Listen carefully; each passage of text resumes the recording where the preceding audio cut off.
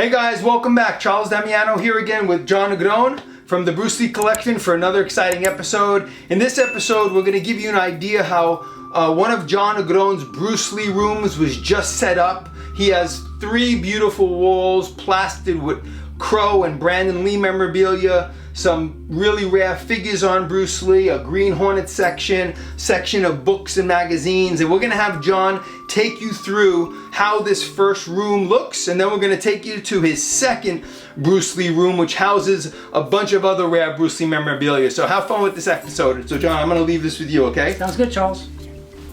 Okay, so just to start off, I'm just going to give you a brief overview of what I have here. I have 2 big bookcases here, jam-packed with all types of rare books. This one's from Korea. These are from Spain, of course. Just a little bit of everything on here. Got these books here. I don't know how many of these books anybody has, but it's good that Charles is showcasing them just in case you would want to pick these up. And then what do you have on the top up there? Those some plates? Yeah. Over here I have a plate out of England along with the cup that went with it. Chinese Connection plate and little dragon plate that came out by the Bradford Exchange. Here I have a series of small little figures out of China, Japanese bobblehead, and some other items up there. Countless magazines, books from all over the place. Dragon Tides game. It featured the likeness of Bruce and Brandon on it. Of course, I like to showcase this book here. Everybody should know this one. It's The Mandarin Superstar by Steve Courage. Great, awesome book. Looking forward to the new one.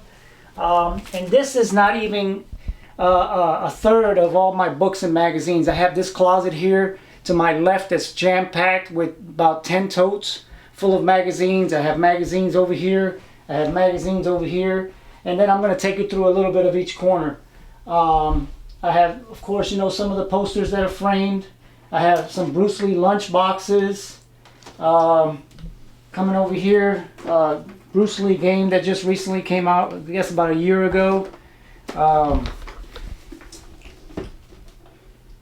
Is that the life mask down there? I have a life cast of Bruce here that's been painted. Very good likeness of him. A hat from the president of the Bruce Lee Club in Puerto Rico. She sent me that. Very nice. I'm going to talk a little bit about not this lunchbox, but this figure right here. This figure right here I got from Japan. This is the figure here that's normally available on eBay. This one here it features the Chinese Connection, and then on the back it features the Chinese Connection.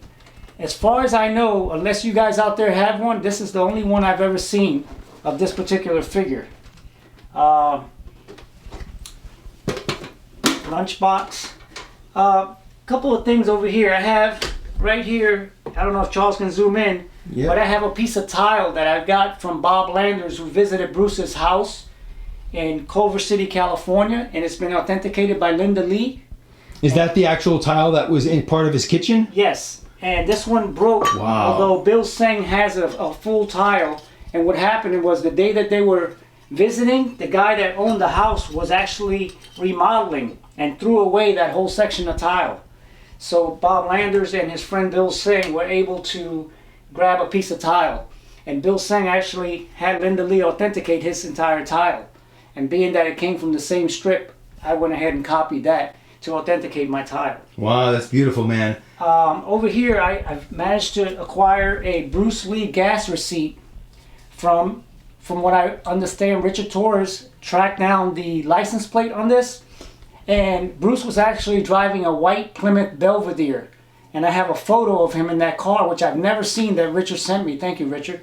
And so if you look here, you can see Bruce's autograph at the very bottom, because back then when you put your credit card in, they swiped it and you had to actually sign your signature.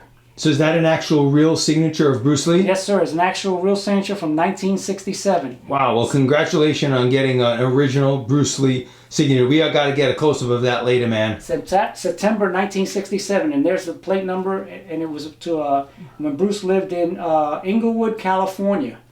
Okay. This was given to me from a dear friend, Hector Martinez. Hector! Yep, that's him. And what he did was he sent me the gas card that Bruce actually owned to go along with that. I'm going to have these pieces framed eventually, but since Charles rushed me to put this room together so quickly, I'm just going to set them right here for now, and I'll get to them later on. Wow, that is beautiful. Where did you pick up that original autograph again? This gas receipt? Yeah, the gas receipt? I got it from a collector who doesn't want to be known. Okay. But I will tell you, it set me back about $4,000. Oh, God. But it was in collectibles. It's well worth it, man. It was in collectibles. It wasn't an actual cash transaction. Got ya. The collector didn't want cash. They wanted memorabilia, and that's what I put together. Got ya. Okay, moving over here. Of course, you see Andrew statue that he just gave me. I just put that up there. I have some real rare pieces in this area here. I have a Green Hornet hand puppet with a hat, several TV guides, several cups, Funko figures, and different TV guides. My rarest one that I think that I like the most is this one here, who I also acquired from Hector Martinez. Thank you very much. This is one of my favorite pieces. That is beautiful. And the reason why this piece means so much to me is because this photo on this cover I have never seen reproduced before, and it's very unique, very different. Okay, next to that, of course, is a Green Hornet Kite, original 1966 Green Hornet Kite, still sealed in the package. How many of these babies you think actually made it through that far? Man, that's rare. You know, and above that, this Kato poster, which came from Lionel Blu-Ray in France. There's only 15 of those around. Hector is the only other one that I know that has it. And then I come to of course, my Green Hornet display case, which is jam-packed full of all kind of things. I mean, from the Stardust game to the electric drawing set to countless figures, wallets, cards, the original Aurora Black Beauty back there built up, Van Williams signature, cups, eating set, Halloween costume, you name it, it's in here. Wow, man. The 12 rings, everybody thinks there's only 12 rings. There's actually, if I can open this up, I'll show you. There's actually 13 rings. Everybody thinks there's 12. The Captain Action suit actually came with a ring in it. And 9 out of 10 times when you find the Captain Action suit, this one ring is missing. And what it is Captain Action on one side and the Green Hornet on the other side. Wow. This is a very, very rare, hard piece to get. It could set you back a couple of $100s. So there's actually 13 rings, not 12. Actually 13 rings. The 12 rings you could get out of the gumball machines back in 1966, 67. But that ring you have to actually buy the Green Hornet outfit for Captain Action to get that ring.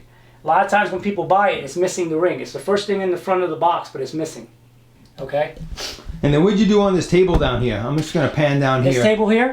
This one right here in the center of your room. Okay, this table here has two big trunks that are jam-packed with Chinese magazines. And what I did was just to cover it up, I threw a white tablecloth on it. I have all the Green Hornet mint uncolored coloring books. And what I did, I just set them on there for display. Okay. And there was actually 4 of them. I don't know if you can see the 4. Yep. And then I have, of course, the rare orange pennant. Okay, which went on your bicycle. You tied these on the end of your little bicycle there and it blew in the wind. Okay. Also, a very, very rare, in any condition, is the Green Hornet Playbook. Okay, in this playbook, you opened it up and it featured cutouts of your characters. Here's the Green Hornet, and if you look over there on the floor, I have Kato out of the playbook. It's not out of this one, because this one's not getting cut up. But here's Kato.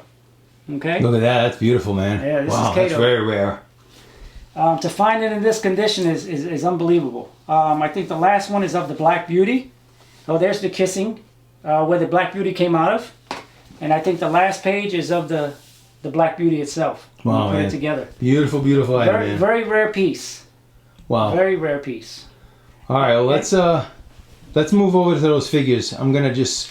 One last Green Hornet item is the Trick or Treat bag. Since we're getting over to the Trick or Treat, there's the Trick or Treat bag. Is that an original from the 60s? An original. Look at that. Yes. I love it. Yep. Green Hornet Trick or Treat bag. Amazing. Okay, so the figures over here.